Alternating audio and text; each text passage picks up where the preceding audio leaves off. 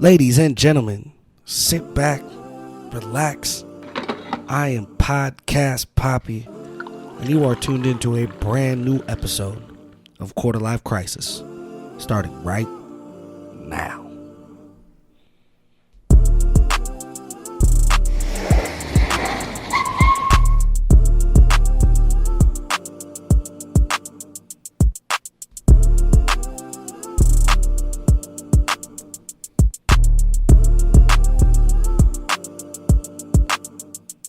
Three, two, one. We're live. Gustavo, thank you so much for coming on here, man. Thank you. I really appreciate it. I really appreciate it. We were just talking about it. I'm happy that you made it because it looked like you had a little party last night. I did have a little party, a little gathering with some friends, and it was fun. It was not like a crazy party. Yeah. But the people that I brought are really good vibes. So Yeah. it was good. Were they like out of town or just friends or? No, these are friends that I've known for probably 15 years plus. Yeah. And we gather together. We usually go to hot springs or little different outdoorsy things. Yeah. Very just whatever we can come up with. Right. And then last night we were just my roommate decorated the house with like Shiva, the goddess of. She was explaining to me. I was looking at that on your story. That was very feng shui. She's the one. She teaches yoga. My shout out to my roommate Marla and good friend. And she decorated the whole thing, and she decided to have a party. So I invited some friends, and it was a good time. I made some Godzilla rolls just for everybody, just something quick that you can pop in. Yeah. And we had some wine and good conversation. We're laughing, playing guitar. Has it been a while since you've been able to do something like that with COVID and all that? You know, like because it looked like there was a decent amount of people there. There was about 10, 12, maybe. Mm-hmm. That's awesome. No, we have had some other gatherings. I think this is the second one or third one at the house. I just moved in there in December, and we're not worried about it. I think my roommate already had it. I already had COVID too. Oh, you had it? Yeah. Tested positive? No. But you had it? No, but I lost sense of smell and sense of taste. Right. And it was right around before September, so maybe August. And I told my mom, I was like, hey, it's so weird, like, because I'm always tasting food because of what I do. And my mom's like, just have some ginger tea and some cinnamon a whole day. And this is why I have this every day. It's ginger tea in my cup. I started adding recently apple cider vinegar just to like mess with the pH. Right. And it works, man. Like even when I feel like 2 days ago, it was like a little recipe. It's like, no, I'm gonna have this and it's gone. Yeah. So like this whole thing, I don't know. It's losing taste for you must have been detrimental. Yeah, it's like when you need that tool because that's what you do for a living, and all of a sudden you cannot taste what you're making. Yeah. It's weird. Track star with no feet. That's crazy. Yeah, exactly. Like, how do you even go about it when that's what you need? Yeah. It's crazy because like we take things for granted, right? Like, you know, your hands, your brain, everything. Just like you just walk in here, you drive, the decision making process in the morning. But then when that decision-making process gets corrupted by maybe something, maybe you get sick or maybe, like something has, you're losing your taste buds, then you realize it's like, oh man, anything can change. Drastically. Yeah. And I never lost my taste, but I did have a shoulder surgery when I was in college. I just didn't quite understand how I function with my shoulder. Yeah. You know, you use it so much. Did you play basketball, right? And you do a lot of sports? I played basketball, but I played football in college. Okay, so shoulders. Yeah, it was it. I was you can't hold it forever. Out of commission. So you had an article come out in USA Today not too long ago. I did. It started off as RGJ first, and RGJ is the sister, I guess, newspaper for USA Today. And the lady that interviewed me, she's like, good news that USA Today picked up the article. Yeah, it was fantastic. I was like, what does that mean? It's like, what's going to be promoted nationwide? Whoa. Yeah, I saw you on there, and I was like, this is unbelievable. What a killer guy. So thank you. You do quite a bit. So you're the owner of Gusto Catering. Gusto Catering and Meals, LLC. I started off as a sole proprietor, and I recently changed it to LLC. Congratulations. Thank you. Started in 2016 in November. It's my birthday month, so... the lady that helped me out was, shout out to Sandra Rentas at SBDC. It's a small business at UNR. Okay. And they help out little, like, people that have a business idea. They help you out, kind of direct you the right way. Yeah. And when I showed her my recipes, she's like, you're ready? I was like, am I ready? It's like, yeah, you're ready. Let's set a date. So I said, birthday month is November. Let's do that. Like, I celebrate my birthday. I celebrate, like, the birth of a business. Kind of like it's going to be me.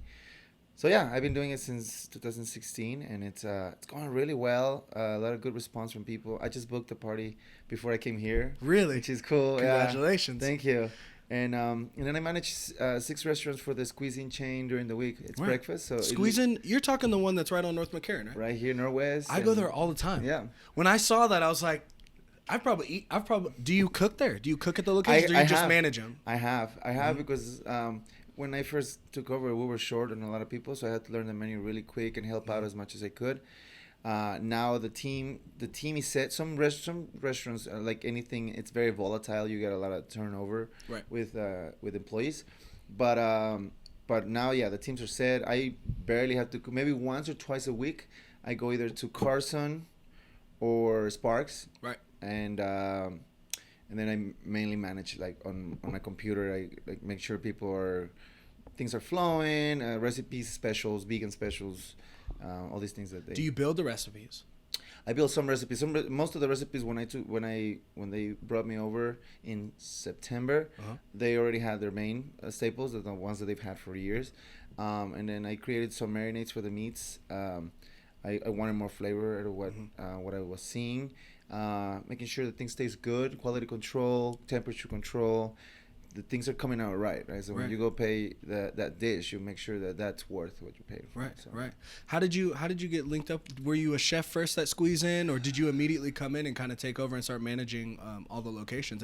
Executive chef is your title, correct? Executive chef, yes. So I had already helped them out 2 years ago. I did a one-day seminar for their employees. They asked me questions about the industry and how I could help them, maybe motivate them and raise their morale. And I talk the truth. The industry is tough, so you cannot sugarcoat that. It's not for everybody. But if you have a passion for it, you work hard, and in my opinion, I had to reformulate in my life the way that I approached it. It's rewarding. Right.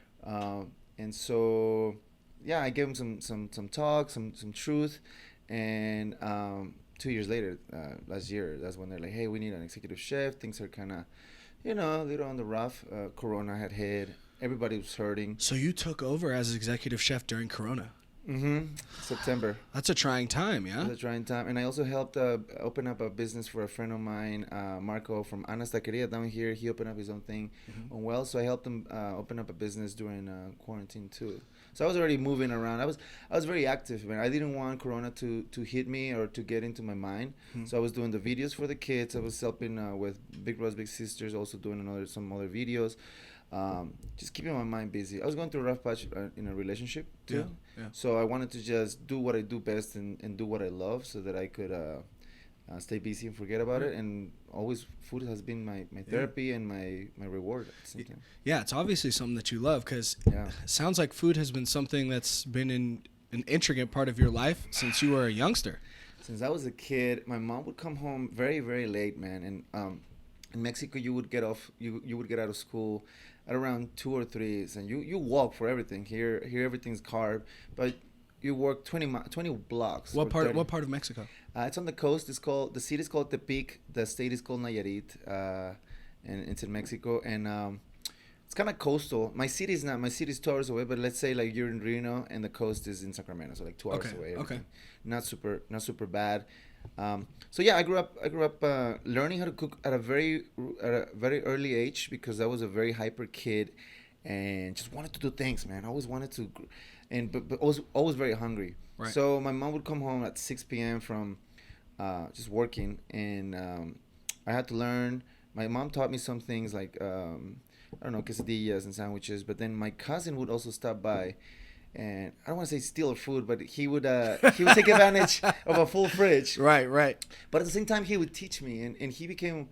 If I could tell you some people that have inspired me or keep inspiring me, it's him, and I have an uncle Mario. But he would stop by, teach me how to do it. Of course, eat our food, but at the same time, I get a reward. Teach you and then eat the food. Yeah, right. Yeah. This is for you, Gustavo. This is for you. Yeah. And the funny thing is, like, now that I talk about it, whenever I would have parties with my friends here, and I would get hungry, in order for them not to get mad, because I was at a friend's house or somebody that I just met, right. I would cook for everybody so that I could eat. Right. And so nobody gets mad. You couldn't just cook for you. Right. So I would go into people's fridge, and I'm actually known for that. Like, if you talk to some of my friends, they'd be like, "Yeah, man, like you just started cooking for everybody." It was actually me being hungry, but I cannot just like not cook for. But it was great. Like I actually love sharing. That is a great way to steal people's food, though, because they have no idea, right? Pop open the fridge. I'm just gonna get something started real quick. No big deal. Yeah, man, that's killer. Mm-hmm. And then I was reading something. You were,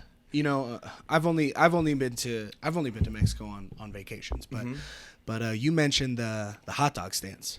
Oh, yeah. And that is something that, if there is something about Mexico that I'm familiar with, it would be the hot dog stands. I was hitting those things bacon wrapped, sliced onions, ham. Yes. I'm talking they had the whole 9. So, I mean, that's something that you got into when you were younger, yeah? Well, when you play soccer with your friends, they all the neighbors... In Mexico, everybody's close. Like, you know your neighbor next door. You know them. You say buenos dias, everybody. Yeah. It's a pro and a con because then some of the people can actually like know more about you than they should know about you. Yeah. But it's very it's a community where like you know what's going on around the block. Yeah. Right. And so that's cool because the kids from the block would come and invite you to play soccer, and then you play soccer. You have a great time, and then after that you go to the hot dog stand. Right. Where magic happens, and you just have a soda, mm-hmm. and whatever you order that day can be a hot dog, can be a burger, it can be whatever they throw at you, and it's just great. And then that's when you banter with your friends. Yeah. That's like the I don't know. That's when you hang out. Some of the best memories. Yes. When you're just sitting there going back and forth with your friends right after playing. Just now, I was just playing basketball, and right after, I'm sitting there talking to my buddies. It's probably some of the hardest laughs you have. Yes. You know, some of the funnest things that you learn. Yes. That is a... So you release tension, right, after that. Yeah. Like because you talk crap while you're playing. It's like, hey. Right. Or somebody like... It's not humiliation, but like, you know, when you do... we call it a tunnel. When you put the soccer ball through their legs. Right. It's like, whoa. It's the same thing in basketball when you do a trick over somebody. Yeah. It's and then after that you release the tension and everybody's pals again. Yeah, it's important. Those endorphins that you relieve, they have to be released. Yes. You know, I think that was one of the big things that was such a change in COVID, because you weren't getting that stimuli. Like, there's a certain energy, you know, just us sitting this far away from each other at the table. There's a certain energy, there's a certain stigma, there's that hair that comes in the back of your head when you're conversing with other people, and you know, it's rich. It's rich, and it helps out. But you know, I was reading your article, and it was so funny, and I was like so excited for you to come on, because there was a couple things that hit home for me, right? Okay. When I grew up very poor financially, but very rich in life, right? My mother and father did a fantastic job. My sister was amazing. But I can't tell you how many times we would buy massive packs of hot dogs because they were so cheap. Yes. But hot dog buns were very expensive. But Wonder Bread was not. So we would have hot dogs and we would have bread. And I saw something that you were like, if you don't have a hot dog bun, it's fine. Yeah. Toast that piece of bread just enough so it doesn't break when you fold it, and you got a hot dog bun. Yes. So what word am I trying to say? Improvisation? Improvise? That sounds about right. But a verb. Whatever I'm trying to say. To improvise, right? Yeah. It looks like you do that a lot with your dishes, huh? Yeah, it's like it's a metaphor to not let one little thing stop you. You can just work around that or use something else to put in place. Right. And it's a metaphor that I use to this day, but it's something as little that clicks in your mind that develops onto something else that you utilize on another arena of your life. Right. So yeah, the bun concept where there was a hot dog, but then there was no hot dog bun, but then you're like, wait, that's a bun. You just roll it and you put it in the bun. It's a bun. Yeah. It still make it work. And it still was great. Yeah. And so it's just life expansion. And it can be a micro step, but the micro step can after 100 micro steps is a big step, and then you take bigger steps. And now when I have in my cuisine, there's a lot of ingredients to bring. I might forget something, so I have to think on my feet all the time, make it taste good. And improvise. You have to be talented improvising, right? Because you're involved with food and things like that, and you're living in Mexico. But then you came here when you were 14, correct? Correct. So you're a teenager, and you walk into Reno, correct? Yeah. That must have been a huge culture shock where you got to improvise in life now, yeah? Yeah, but I've always been. My mind has always been wrapped around being up and down. I'm not comfortable. I'm barely, my life is probably making sense barely at my 30s, and my parents got divorced, so it was always rocky for me. Right. they call it bullies now, but it over there it's just like people. If a bully comes to you, let's call him a bully, but they pick on you. Socially, I was not the fighter, but I was the one that could. I developed a weapon which is befriending everyone, or making sure that nobody was getting, or I wasn't getting beat up, and then I became like my social skills went up. So like you could almost disarm people with your personality. Absolutely. And because I knew like my place. I was very skinny. You could play an instrument on my ribs. That's how skinny I was. You could play like for how much you love food. You were a thin boy, huh? Yeah, I was eating. It's just good metabolism. Yeah, good metabolism. And so I was not the strongest kid, but I was very, very sociable. The skill that I get from being social, because I think it's a skill, man, and I wish everybody could develop that. And some people look at me and say, "How did you just do that?" And there was an uncle, like I'm gonna mention him again, Mario. He would befriend anybody, anywhere, anytime. And to me, that was a superpower. And I would look at him, I was like, "How did he just connect with that guy? Who was a stranger?" Yeah. He just moved into this apartment complex, and he's now best friends with his neighbor. Yeah. But it was not that he was best friends. He was creating an environment around him.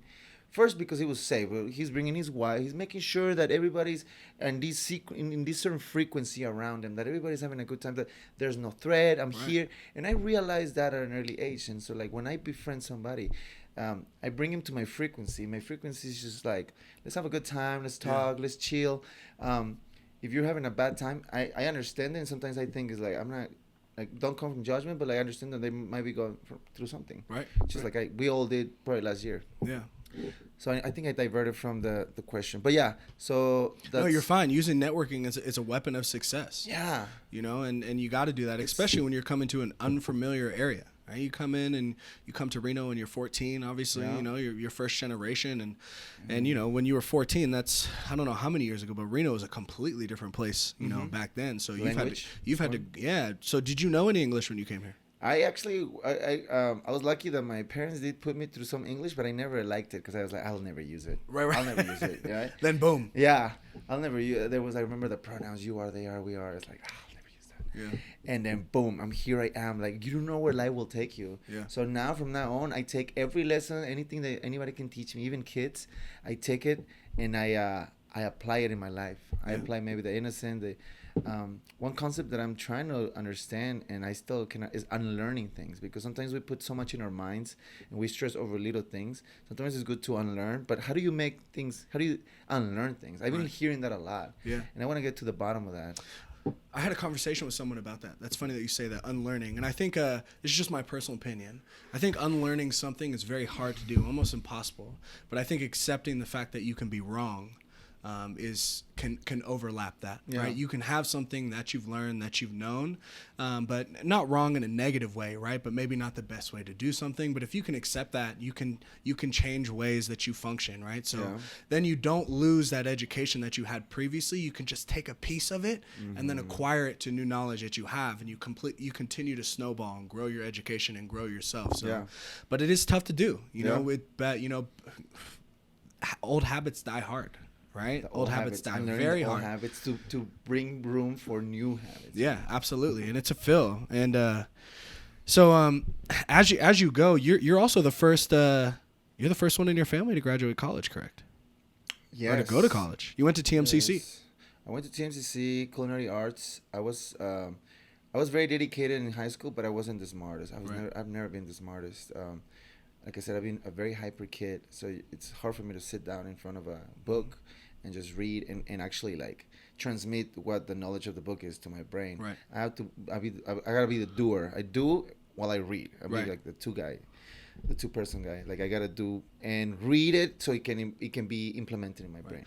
Well, high school is, I don't mind the public education system at all, but it's very selective, right? It's very, very precise. So You know, I almost don't enjoy when people say I wasn't the smartest in high school, right? It's just that you weren't your strength of that type of learning. Yeah. You know, it wasn't that. You know, if there was more variety, like that's why I love these Montessori schools and things like that. But you know, I almost have to combat that statement because I hear it so much, and it's truly just, you know, that's one angle of education, and it's very precise and it's very Rockefeller. It's been happening for years and years and years, and it's a revolving door, if you would. So there's just other ways to learn. There's other ways of strengths to expose education and expose, you know, how smart you are. So thank you for that. I usually don't put myself down, but you just caught me putting myself down. And you're right. The way that they teach in school is just linear, but not everybody learns that way. Correct. So for that kind of teachings, it wasn't for me. Right. But I was dedicated, and when I graduated high school, my best friend's girlfriend's mom worked at TMCC. And she's like, so what are you going to go for college? And I was like, oh, no, I'm not going to college. I'm just going to work. Right. They're like, no, I'm not going to let you do that. Her mom, like the mom mode came on. Yeah. And she's like, I'm not going to let you do that. I'm not going to let you just be another, like, just another, what do you call it? Statistic, I think. Oh, another stat, yeah. Yeah. And I was like, well, and again, I told her, like, not putting myself down, but like that's what I said at the time. It's like, you know, I'm just I don't think school's for me. Yeah, that fear of school. You're gonna walk into another linear process that you weren't successful at. Yes. Now, when you went to TMCC, was it a different type of learning experience when you went into culinary? It is. Yeah. It is. Oh yeah. Well, first of all, before I chose that, I didn't know what I was gonna do, but I had already been cooking at home in Mexico. I knew how to do things. I know how to survive. Right. And so she asked me, "Is like, what do you want? What do you like to do in life?" Because I was like, I didn't know what to do in college. She's like, well, as a joke, I said, I love eating. And I laughed. And she's like, well, there you go, culinary arts. And then it's like a light bulb went off. Yeah, yeah. And I'm like, oh my, there's a program? She's like, yeah. I said, okay, that's it. Yeah. Sign me up. That's a no-brainer. So I started with that. And then the first things that they teach is basic skills, cuts, the name of the cuts, julienne, medium dice, small dice, chiffonade. Chiffonade is when you roll like the leaves of, like, say, the basil, and you roll it into like a cigar, and then you cut. So they teach you all the techniques and all the things, and everything's for some reason everything's named in a French name. Right. So then you fancy it up, and then they teach you how to create a menu. So you've been cooking since you could reach the stovetop, right? And then you've been cooking your own way, learning from uncle, friend, mom, right? Yourself. Kids at the hot dog stand, and then you walk into TMCC, and you just said it's tough to unlearn things. So was that a challenge? Because there's a formal way to do things that you've been doing. Yeah. Was that a challenge? No, because it wasn't unlearning; it was adding to it. Ah, yes. Because there it is. Because even though you're learning proper techniques and stuff, the hidden methods that I learned that I didn't know there was hidden, like, you know, what I was doing with the hot dog. I was toasting it. I was like, or making sure that it was cooked.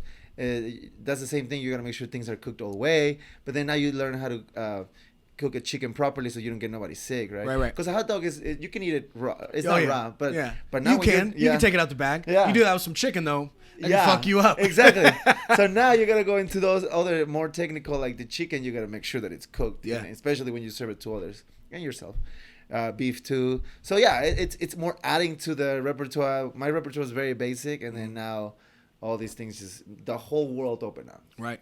In culinary world. Now, how many years did you go there? 2? Was it a 2-year program? It was supposed to be a 2-year, but I did it in 4 years because I was working. So like, I kind of got the Millennium Scholarship. So at the time, I was getting, I was doing out of tuition because they wouldn't accept my status at the time. As you know, I'm DACA, but that didn't happen until 2012, until I graduated. Right. So they wouldn't accept my my residency. So I got charged as if I was out of state, so it's more expensive. But then with the Millennium Scholarship, it cheapened it so that I could pay as if I was in state. Okay. So it took a lot more time because I was working as well. Yeah. Right. So I was paying for my own college, and I was working, and then I would get off work at 12 midnight or 1. Go to there was a 24-hour Starbucks. I would study there, and then I go to TMCC, and then repeat. And I was tired. Yeah. It was a bad motherfucker, G. That's crazy. Yeah, that's good hard work, though, right? I would sleep outside of the classroom just so somebody could wake me up. Really? When I was waiting. Had some friends just in case. If I'm not in class, I'm in my car outside. Come wake me up. No. I would be so tired. So I would work, study, then go to class, and then when I was before class, I was so tired that I would sleep outside, literally outside of the door, so that the teacher would wake me up. So that I could go in, because one time I did, like, there was, so the classroom was about 20 steps away, and I just waited for the teacher to come, but everybody went in and I passed out, so that was like, that's not gonna happen again. That is a work ethic that has to be appreciated. I hope the people listen to it. You're probably gonna make people feel like kind of a piece of shit after that comment, man. That's unbelievable. I mean, that's dedication. You know, like just is that just you naturally? Like you're just you just got a good work ethic, just hungry to be the best you know, like what's that driving force? Because I'll tell you right now, there's a vast majority of people, myself included, that would not sleep outside of a classroom just to make sure that I didn't miss the class. You know, that's unbelievable. Well, I did it because there was a time where sometimes I felt like I couldn't even control my body, like I was so tired, but I still needed to go through the day. I actually didn't like coffee until like it was like probably the 2 last semesters in college. The beginning was kind of easy because it was like the prerequisites, and it was right. But it was like at the very end when I was just like, you really got to focus. I got into coffee, and I'm actually dropping it off again. I'm dropping coffee. I tried maybe once a week, twice a week. But the only reason why I got into coffee is because of school. I had to stay awake. Yeah. Need that upper. Yeah. So yeah, I just didn't want to miss out on education and knowledge, and I did. I think bottom line, I want to break cycles, man. I think I love this generation, and we get criticized a lot, but we're breaking cycles, and it's been tough, man. It's been tough because so many things, but just in general, it's like we just want to do better. We just want to do better in this world. I can see a lot more people are conscious. We want to love more, no matter what kind of thing they want to sell us. I think we're united. And whatever the media tries to divide, but I feel like this generation it's got such strength, and I think we are on the right path, and I want to be part of it. Right. But I do want to make sure that I don't miss out on that, and I'm doing my part. Yeah, I think you're spot on. You know, this generation does get criticized. I think that sometimes the tactics of how we approach it might not be the best or right way, but there is no question that this generation morally, like, we would just want to do the right thing and the best thing, you know? Yeah. So when did Gusto Catering start? 2016, November 1st, officially. Oh, that's right, birthday month. And then started off slow. Now is this is just you're going to houses, you're going to was it primarily in-home catering? Okay. Yeah, it's still there.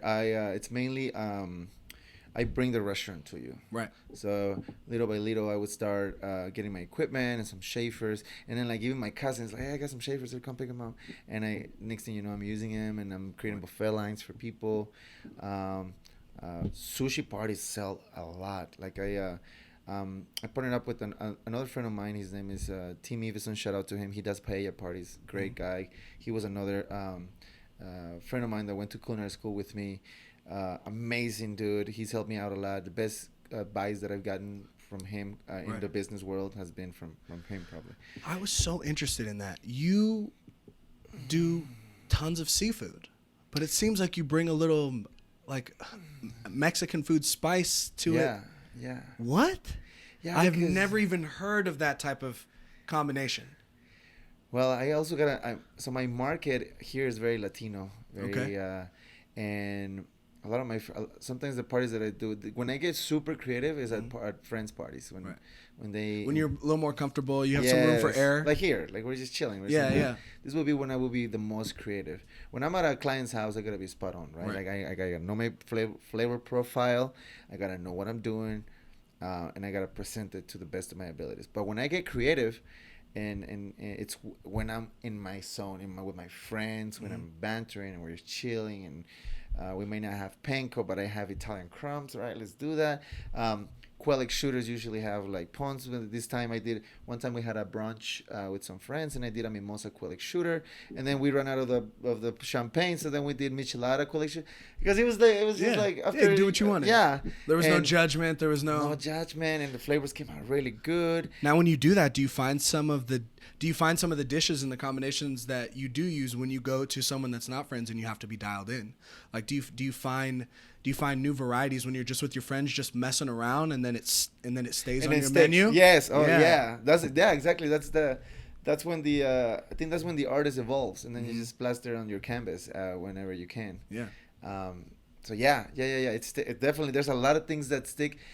If I didn't do that, my art would die. I would be like probably I'm sure artists go through this thing where like they feel like if they don't, there's it's not that they put pressure on themselves to find something. It's just that the playfulness, the kid has to keep coming out to play. Yeah, you can't paint the same fucking thing every time. You drive yourself mad. Thank you. Yes. Right? If you have that artistic ability, it's because you think outside the box, right? It's because it's unnatural. It's because you land on something that's foreign, and all of a sudden it becomes this beautiful piece of art. Yes. That's crazy. And that's when maybe the whole concept of unlearning is. It's just like not going for what you learn, but like going for what is out there that you don't know. Right.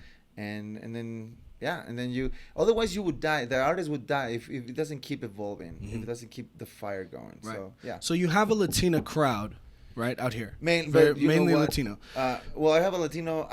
What made you branch into the sushi market? Is it because sushi's so big out here, or like how did those two things combine? Sushi is big, definitely. Well, it's not the Latino. I got the market is wide open.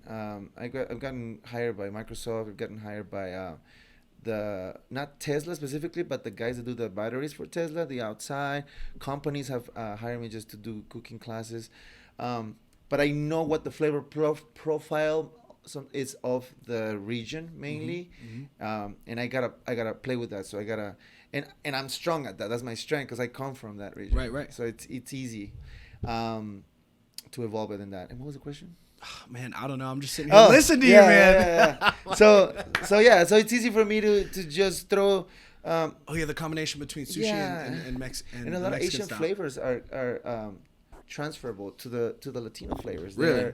They use some same ingredients, so it's kind of easy to play with that and give it your own touch.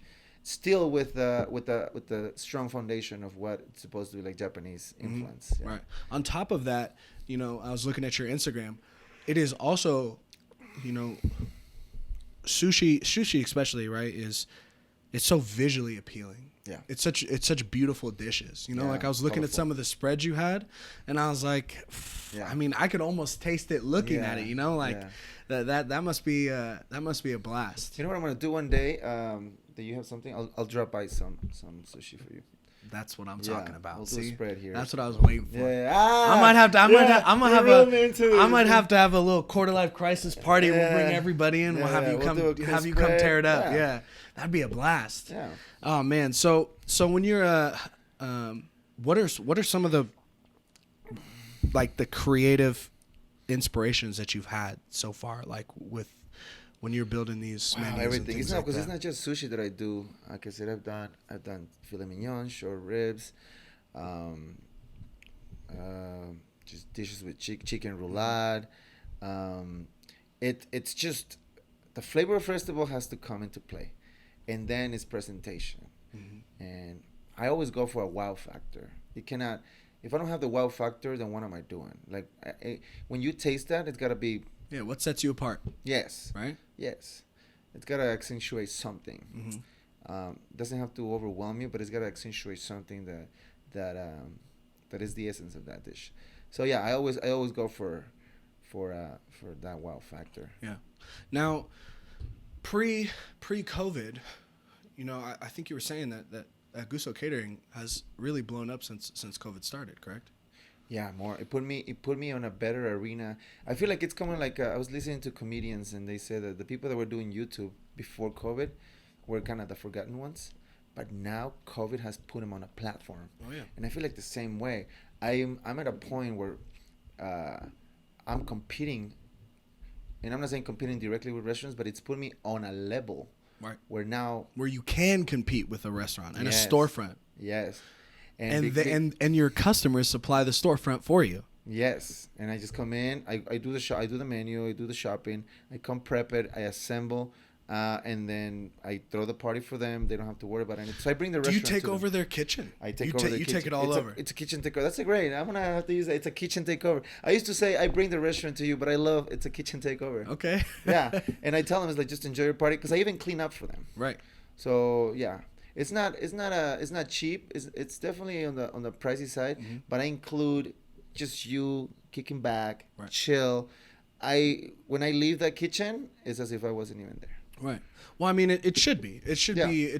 That's Upper Echelon. It's unique, right? Yes. It's catered to you, for you, only you. The only person who can get that experience, period, is the people in that house. Yeah. And then even if you were to come back, they can never get that experience ever again, right? Yeah.